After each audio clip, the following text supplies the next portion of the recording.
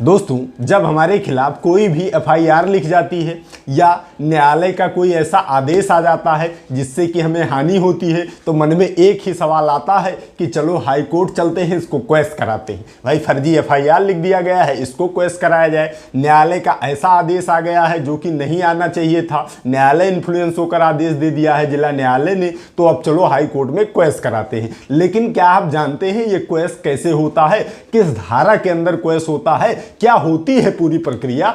आइए आज की इस वीडियो में यही समझ लेते हैं।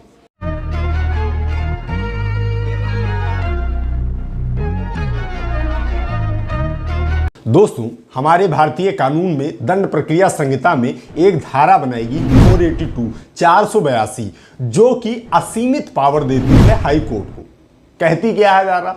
कहती यह है कि अगर कोई भी ऐसा अवर न्यायालय द्वारा या किसी भी जो सरकारी संस्थाएं उनके द्वारा कोई भी ऐसा आदेश पारित कर दिया गया है जो कि विधि सम्मत प्रतीत नहीं होता है, जो कि कानून के तहत प्रतीत नहीं होता है, तो ऐसे सभी आदेशों पर हस्तक्षेप हाई कोर्ट कर सकती है। यह हाई कोर्ट को असीमित पावर दे दिया, वीटो दे दिया कि कहीं भी हाई कोर्ट ले जाकर आपके मामले में हस्तक्षेप कर देगी कि ये तो आपने गलत किया है। अगर कहीं पॉइंट पाएगी तो उसमें कूद के हस्तक्षेप कर देगी। लेकिन अब हाई कोर्ट स्वयं हस्तक्षेप करने तो आएगी नहीं, असीमित पावर है। लेकिन जैसे हनुमान जी के पास असीमित पावर था, लेकिन जामवंत को उनको बताना पड़ा था कि आपके पास असीमित पावर है, तब वो छलांग मार के लंका गए थे। ऐसे ही जब आपके साथ भी कुछ गलत होता है तो आपको भी बताना पड़ता है वहां जाकर हाई कोर्ट में कि आप अपनी क्षमता का प्रयोग अब कीजिए, ये हमारे साथ गलत हुआ है, ये हमारे साथ विधि सम्मत नहीं हुआ है। आप जाकर वहां बताते हैं,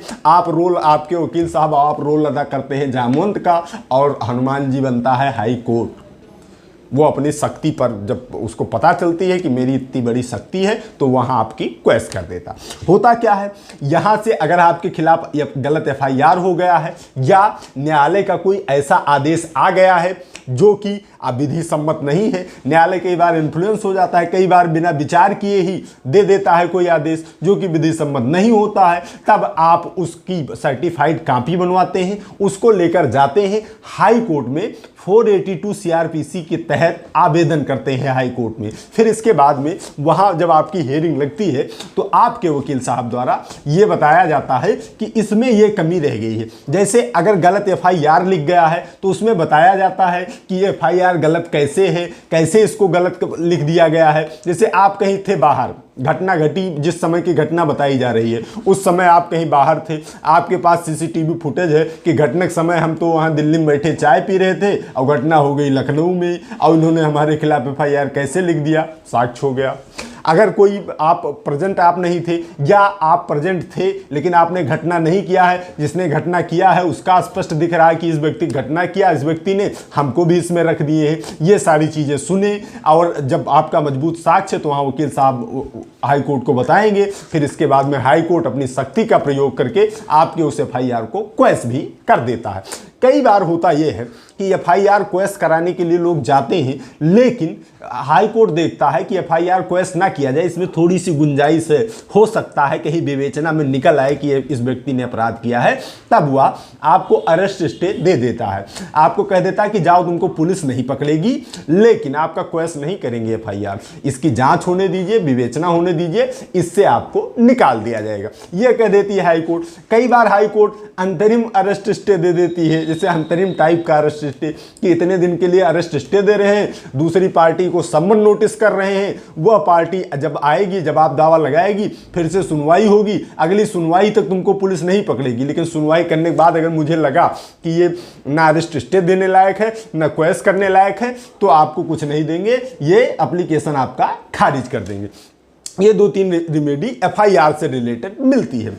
इसके बाद में अब बात करें, अगर अब कोई जिला न्यायालय से कोई आदेश पारित हो गया है ऐसा जो कि विधि सम्मत नहीं है, कई बार होता है कि विधि सम्मत आदेश नहीं रहता, आप उससे सेटिस्फाइड नहीं है, तब उसकी भी सर्टिफाइड कॉपी बनवा कर आप जाएंगे। आवेदन किस में करेंगे? 482 जो ब्रह्मास्त्र है हाई कोर्ट का, 482 सीआरपीसी में आप आवेदन करेंगे वहां पर जाकर कि ये विधि सम्मत आदेश नहीं है, पारित हो गया है, इसको खंडित किया जाए। तो उसमें भी यही होगा कि आपके वकील साहब बताएंगे कि काहे विधि सम्मत नहीं है, इसमें क्या गलती अवर न्यायालय ने की है। अगर उस गलती को सही मानेगी हाई कोर्ट, अगर हाई कोर्ट को लगेगा कि हाँ वाकई गलती कर दिया है यार, ऐसा तो नहीं होना चाहिए था, उसी बहस में जब ऐसा कह देंगे तो आपके जो अवर न्यायालय का आदेश है उसे भी खारिज कर दिया जाएगा। एक बात आप गौर कीजिए कि जो जजमेंट होता है आपके मामलों में, जो जजमेंट होगा वो 482 में नहीं जाएगा।